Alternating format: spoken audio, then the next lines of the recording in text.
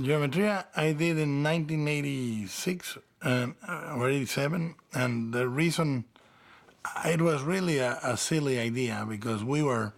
I was in film school. I was in the screenwriting school, and I wanted to make the most grotesque, gratuitous sort of horror movie, and it was the time when I was in love with Lucio Fulci, Mario Bava, Dario Argento, and I wanted to make a really crazy colored, grotesque colored piece. I love the idea of seeing sort of these crazy colors Argento and Bava used applied for purely textural reasons. I mean, Baba certainly did it in lieu of a budget for sets, for example. So he made the sets look really interesting.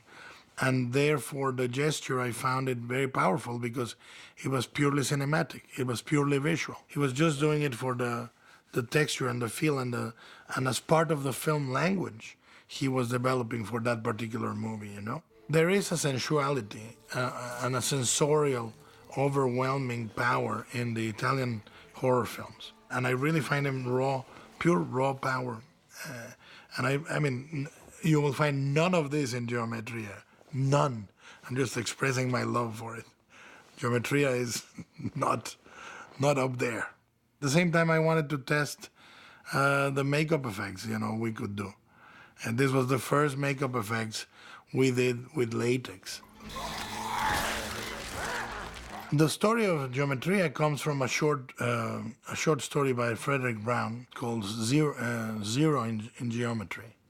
Like somebody that flunks geometry. And he is, along with O. Henry, he is one of the masters of the surprise ending, the twist, the final twist in the stories. In Geometria, the twist is very simple, but it's typical of Frederick Brown.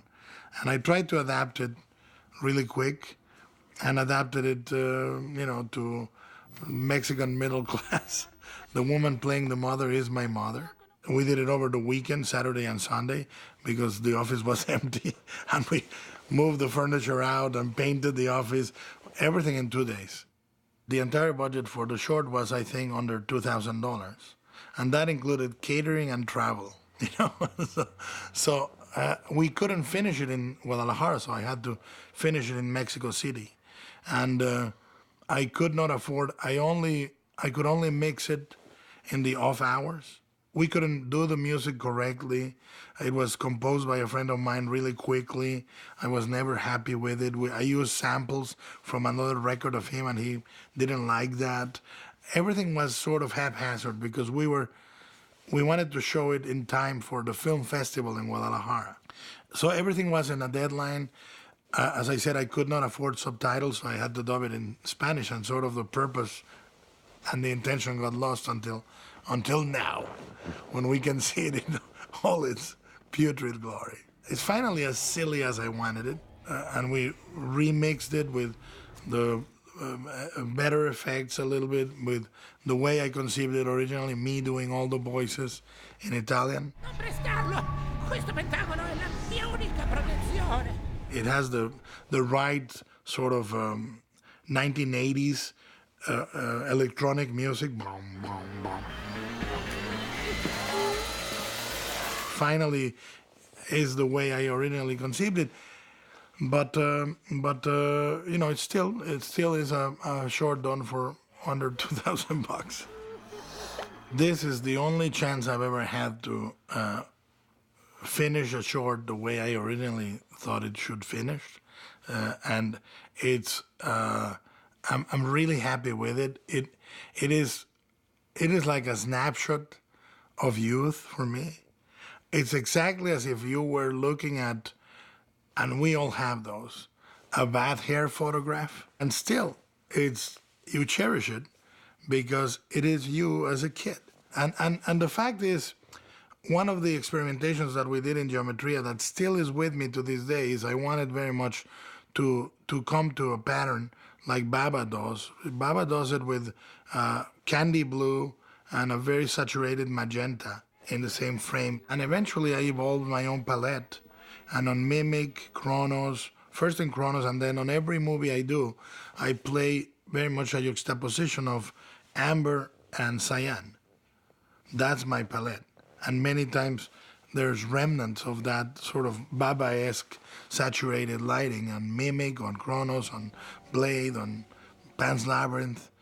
So the for better or worse, the first steps into articulating that boldly were there.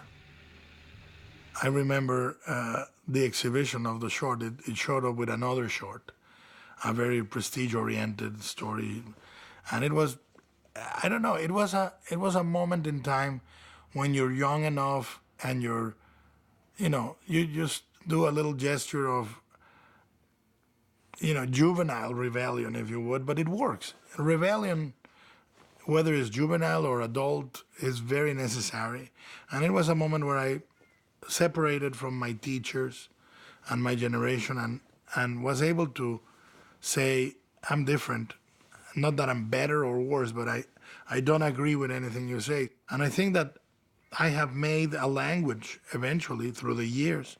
I made a language out of these shortcomings and no-nos that we were taught in school. So it's a successful short in that it definitely alienated me from the rest of the community and allowed me to find my own path.